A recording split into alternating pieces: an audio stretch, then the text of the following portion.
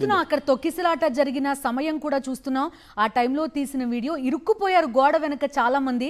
సరైన exit point లేకపోవడం వల్ల, ఒకటే ఎంట్రీ పాయింట్ ఉండడం వల్ల ఈ ప్రమాదం జరిగినట్టుగా కనిపిస్తోంది. బయటకు వచ్చే దోవ లేకపోవడంతో ఆ గోడని ఏదో రకంగా దూకేసైనా ప్రాణాలు నిలుపుకోవాలని చాలా మంది ఒక్కసారిగా దూకేసే ప్రయత్నం చేశారు. ఆ టైంలో ఒకరిపైన ఒకరు పడిపోవడం వల్ల భారీ ప్రమాదం జరిగినట్టుగా కూడా కనిపిస్తోంది. ఆలయం లోపల ఏం జరిగింది అనేది మనకి ఇంకా పూర్తి సమాచారం తెలీదు. బయట విజువల్ మాత్రం మనకి ప్రస్తుతం కనిపిస్తోంది. ఆ బ్యారికేడ్లని దాటుకుని చాలా మంది దూకేసే ప్రయత్నం అయితే చేస్తున్నారు. ప్రస్తుతం చూస్తున్నాం కాశీబుగ్గలో సంబంధించిన విజువల్ కూడా. శ్రీకాకుళం జిల్లా కాశీబుగ్గ వెంకటేశ్వర ఆలయంలో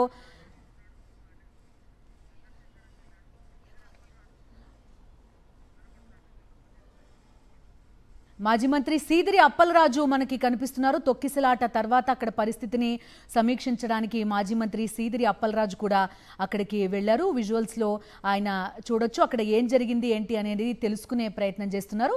కాశీబుగ్గ వెంకటేశ్వర స్వామి ఆలయంలో ఒక్కసారిగా తొక్కిసలాట జరిగింది.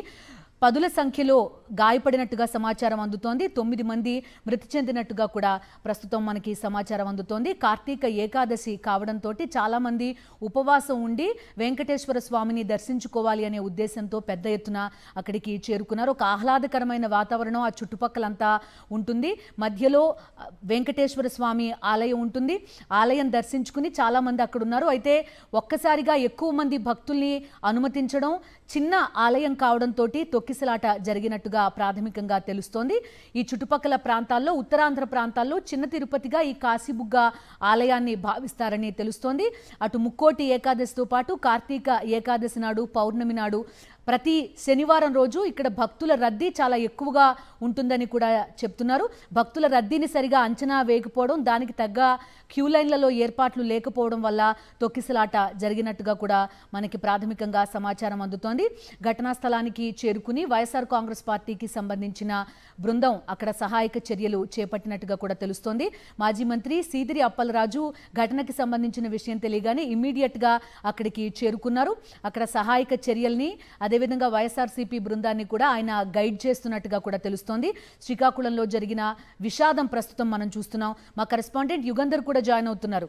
యుగంధర్, కాశీబుగ్గ పదనాపురం చిన్న తిరుపతి అని చెప్తున్నటువంటి వెంకటేశ్వర స్వామి టెంపుల్ ఇప్పటికీ కూడాను ప్రభుత్వ అధికార యంత్రాంగం చేరుకోలేదు. పోలీసులు, ముఖ్యంగా 108 కూడా చేరుకోలేనటువంటి పరిస్థితి. కాశీబుగ్గలోనే అతి పెద్ద ఆసుపత్రి నిర్వహిస్తున్నటువంటి మాజీ మంత్రి సీదిరి అప్పలరాజు తన తాలూకా వైద్య బృందంతో అక్కడికి వెళ్లి వైద్య సేవలు అందించడానికి ప్రయత్నాలు చేస్తున్నారు. అక్కడ తన తాలూకా వైఎస్ఆర్ కాంగ్రెస్ పార్టీకి చెందినటువంటి కేడర్ ని, తన వైద్య బృందాన్ని తీసుకువెళ్లి చేరుకొని ఇప్పుడు అక్కడ ఉన్నటువంటి వాళ్ళందరినీ కూడాను కొంచెం గాలి తగిలేటువంటి ప్రాంతాన్ని తీసుకుపోయి వాళ్ళకి వైద్య సేవలు అందిస్తున్నారు. వాళ్ళందరికీ కూడా బీపీ చెక్ చేయడం, సిలైన్లు అవసరమైన వాళ్ళకి సిలైన్లు పెట్టడం, ఊపిరి అందని వాళ్ళకి రెస్పిరేటరీ సిస్టమ్ ని మళ్ళీ అందించడం. యుగంధర్, ఎందుకు ప్రభుత్వం తరపు నుంచి ఇంత ఆలస్యం అవుతోంది సహాయక చర్యలు? 108 ఎందుకు వెళ్ళలేదు ఇప్పటిదాకా అంటే ఏం చెప్తారు యుగంధర్? వచ్చినటువంటి పరిస్థితి అయితే కనిపిస్తోంది.